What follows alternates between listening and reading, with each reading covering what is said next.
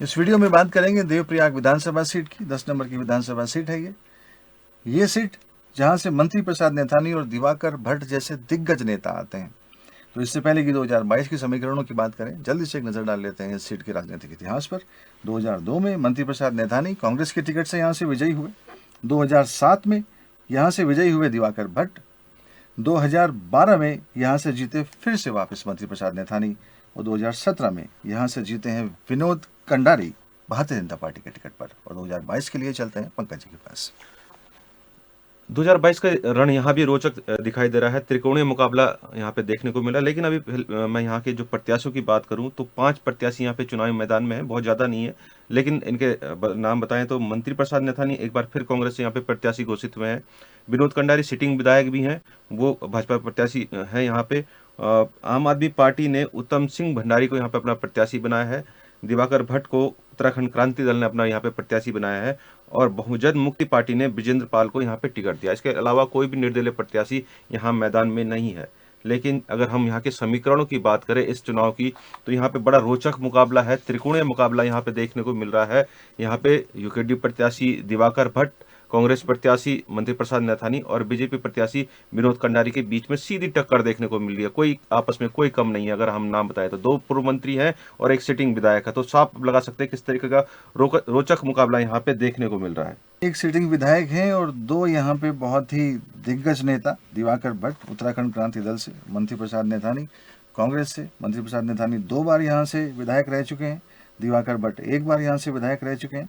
और इन तीनों के वोट की संख्याओं पे अगर नजर डालें तो उसमें भी कोई खास ज्यादा अंतर देखने को नहीं मिलता है। बिल्कुल 12,000, 10,000, 13,000 आसपास ही हैं। तो तीनों बहुत कांटे की टक्कर होने वाली है इस बार इन तीनों में।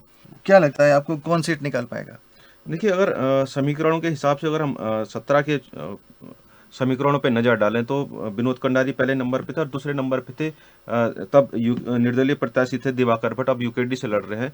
दूसरे नंबर पे भी थे, महज 3-3.5 वोटों का उनका अंतर था जीत हार का। और तीसरे नंबर पे मंत्री प्रसाद नैथानी। तो लेकिन इस बार कुछ समीकरण इस तरीके से देख रहे हैं कि जो दिवाकर भट्ट हैं वो राजा आंदोलनकारी है, फील्ड मार्शल उनको कहा जाता है। तो कहीं ना कहीं एक लहर उनके साथ चल रही है। भले ही यहाँ पे भाजपा ने एक युवा प्रत्याशी को फिर दोबारा टिकट दिया है, उनके काम पे भरोसा जताया है, तो कहीं ना कहीं थोड़ा सा अब यहाँ पे दिवाकर भट्ट दोनों से नजर आ रहे हैं। मंत्री प्रसाद नैथानी भी हम कम नहीं कह सकते हैं, क्योंकि वो पूर्व में मंत्री रहे हैं 2 बार। तो उत्तराखंड में वो विधायक रहे हैं, उसके बाद यूपी के समय में भी 1 बार यहाँ से विधायक रहे हैं देवप्रयाग से, तो वो भी किसी से कम नहीं। लेकिन अभी ये कहना बहुत यहाँ पे मुश्किल होता है कि कौन बहुत ज्यादा अंतर, अगर यहाँ पे जीत हार का अंतर होगा तो पिछली बार तो 3,500 करीब था, इस बार मुझे लगता है कि ये इस बार इतना भी नहीं रहने वाला है।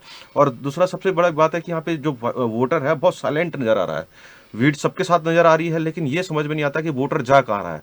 सबके साथ वोटर नजर आ रहा है। और अब देखना होगा कि आगे के समीकरण किस तरीके से यहाँ पे बदलते हैं। जिस तरीके से यहाँ पे अब प्रधानमंत्री मोदी भी श्रीनगर में रैली करने वाले हैं, तो उसका कितना असर इस क्षेत्र में पड़ता है। इसी क्षेत्र से लगा हुआ क्षेत्र है देवप्रयाग श्रीनगर से, तो ये कितना असर पड़ता है। लेकिन फिलहाल हम ये कहेंगे कि बिल्कुल कांटे की टक्कर है। अगर हम यहाँ पे दिवाकर भट्ट की बात करें तो दिवाकर भट्ट 2002 में भी यहाँ पे चुनाव लड़े थे, तब उनको बहुत ज़्यादा यहाँ पे वोट नहीं मिले थे, 5,000 कुछ वोट मिले थे। लेकिन 2007 में वो यूकेडी से यहाँ पे चुनाव लड़े थे और वो विधायक बने, और उसके बाद भाजपा का सरकार को उन्होंने समर्थन दिया था और वो मंत्री रहे थे। ऐसे ही मंत्री प्रसाद नैथानी भी लगातार कभी कांग्रेस से लड़े, निर्दलीय भी लड़े, दोनों जीते हैं। 2002 में वो यहाँ से कांग्रेस से जीते, उसके बाद 2007 में वो हार गए थे यहाँ पे।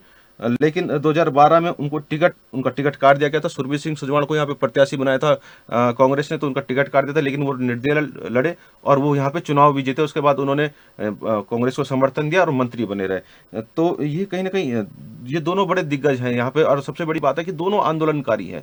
एक फील्ड मार्शल है, तो उत्तराखंड आंदोलन से जन्मे हुए, तो ऐसे ही मंत्री प्रसाद नैथानी भी राजा आंदोलनकारी रहे हैं। और साथ में वो बहुत बड़े परिवर्तन उन्होंने किया था जब गढ़वाल यूनिवर्सिटी में यहाँ बनी थी, और बहुत सारे संविदा कर्मचारियों को उन्होंने टिहरी से लेकर और लखनऊ तक पैदल मार्च किया था। तो ये दोनों यहाँ पे आंदोलन के नेता हैं और इन दोनों की यहाँ क्षेत्र में बहुत अच्छी खासी पकड़ है। साथ ही अगर हम विनोद कंडारी की बात करें तो विनोद कंडारी युवा नेता है, श्रीनगर गढ़वाल विश्वविद्यालय की ये छात्र संघ अध्यक्ष रहे हैं और इनकी युवाओं के बीच में बहुत अच्छी पकड़ है और उस क्षेत्र से लगातार जुड़े भी रहे हैं। अगर आंकड़ों की माने, यहाँ भारतीय जनता पार्टी का कुछ खास जनाधार नजर नहीं आता।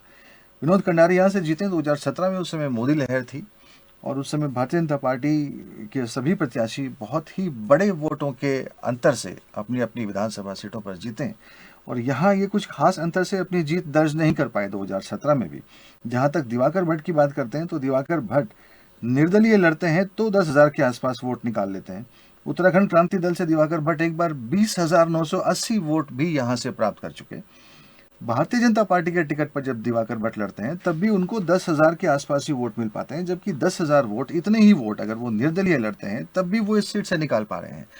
और मोदी लहर की जबरदस्त प्रचंड लहर के बावजूद विनोद कंडारी यहाँ से 13,000 से ऊपर वोट नहीं ला पाते।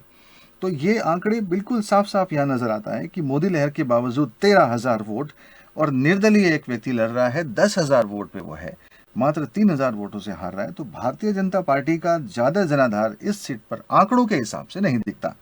बिल्कुल। तो ऐसी स्थिति में शायद हो सकता है विनोद कंडारी दूसरे या तीसरे नंबर पर रह जाए।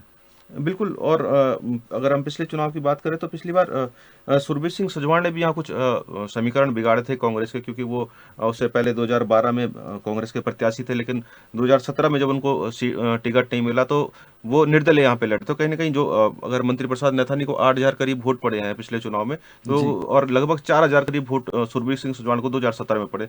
तो वो अंतर भी ये लगता है कि शायद कांग्रेस के हारने का एक बड़ा कारण भी ये था कि सुरबीर सिंह सुजवान वहाँ से चुनाव लड़े थे। लेकिन अब ये मुकाबला बड़ा दिलचस्प है कि किसकी तरफ यहाँ जनता जाएगी। तीनों किसी से कमतर नहीं है, दोनों यहाँ पे कहेंगे खाटी के नेता इनको कहा जाएगा, दोनों के दोनों को जी। और साथ में एक युवा नेता भाजपा से। तो अब किस तरफ यहाँ पे समीकरण बैठते हैं ये आने वाला समय बताएगा। जी, डेटा के आधार पर किसी भी सीट की वर्तमान स्थिति का आकलन नहीं निकाला जा सकता, वो महज एक कयास लगाने जैसा ही होता है। वर्तमान स्थिति क्या है, कौन उस सीट पर कितना काम कर रहा है, किसको जनता पसंद कर रही है, ये तो चुनाव के नतीजे आने पर ही मालूम चलेगा। अगले वीडियो में आपसे फिर मुलाकात होगी एक नई विधानसभा सीट के विश्लेषण के साथ। तब तक के लिए हमें दीजिए इजाज़त। नमस्कार।